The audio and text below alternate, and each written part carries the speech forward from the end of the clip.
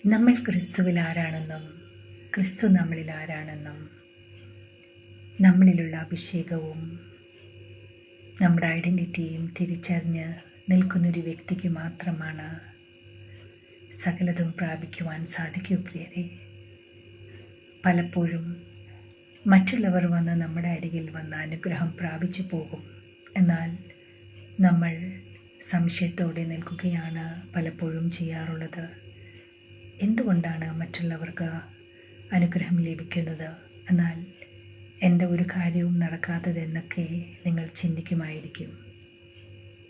നമ്മൾ മനസ്സിലാക്കേണ്ട ഒരു സത്യം, സ്വർഗത്തിലെ സകല ആത്മീയ അനുഗ്രഹങ്ങളാലും നമ്മളെ നിറച്ചിരിക്കുകയാണ്.